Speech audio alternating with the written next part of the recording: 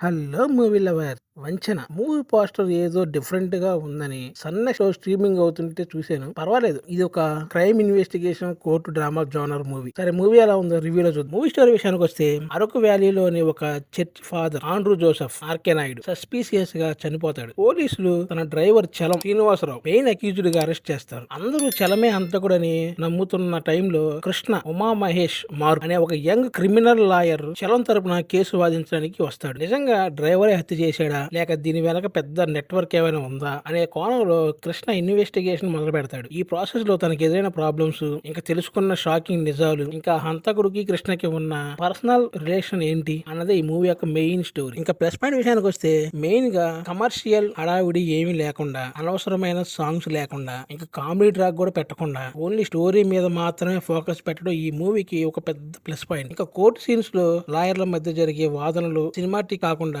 చాలా న్యాచురల్ గా ఉన్నాయి. మెయిన్ గా ఇంటర్వల్ బ్యాంగ్, ఇంకా క్లైమాక్స్ లో వచ్చే ట్విస్టులు షాక్ ఇస్తాయి. ఇంకా పర్ఫార్మెన్స్ విషయానికి వస్తే, కొత్త వాళ్ళు అయినప్పటికీ ఉమా మహేష్ మార్పు లాయర్ క్యారెక్టర్ లో ఆకట్టుకున్నాడు. ఇంకా సీనియర్ యాక్టర్ సూర్యకుమార్, ఇంకా ఆర్కే నాయుడు వీళ్ళ యాక్టింగ్ తో సినిమాకు వెయిట్ బాగా పెంచింది. ఇంకా ఫస్ట్ హాఫ్ అంతా కోర్టు డ్రామాతో వెళ్ళడం ఒక ప్లస్ పాయింట్ అయింది మూవీ. ఇంకా సినిమాటోగ్రఫీ అరకు వైజాగ్ లొకేషన్లు చూపిస్తూనే స్టోరీలోని సోంబర్ టోన్స్ రిఫ్లెక్ట్ అయ్యే కెమెరా వర్క్ చాలా బాగుంది. ఇంకా ఉమా మహేష్ మార్పు డైరెక్టర్ గా ఫస్ట్ ఫిల్మ్ అయినప్పటికీ ఒక మంచి క్రైమ్ థ్రిల్లర్ ను హ్యాండిల్ చేయడంలో సక్సెస్ అయ్యాడు. నరేషన్ పరంగా బాగుంది. ఇంకా మేనేజ్మెంట్ విషయానికి వస్తే, కొన్ని చోట్ల స్క్రీన్ ప్లే చాలా స్లోగా ఉంటుంది. దీని వల్ల ఆడియన్స్ కి స్టోరీ నుండి డిస్కనెక్ట్ అయ్యే పాసిబిలిటీ కూడా ఎక్కువగానే ఉంటుంది. అంత స్లోగా ఉంటుంది. ఇంకా తక్కువ బడ్జెట్ వల్లనేమో గానీ కొన్ని మేజర్ సీన్స్ ప్రొడక్షన్ వాల్యూస్ చాలా వీక్ గా ఊరుగా ఉన్నాయి. కలర్ టోన్ కూడా పెద్దగా బాగాలేదు. దీని వల్ల సినిమా రిచ్నెస్ తగ్గిపోయింది. ఏదో ఒక షార్ట్ ఫిల్మ్ చూస్తున్న ఫీలింగ్ వస్తుంది. ఇంకా మెయిన్ క్యారెక్టర్స్ మీద పెట్టిన శ్రద్ధ సపోర్టింగ్ క్యారెక్టర్ మీద పెట్టకపోవడం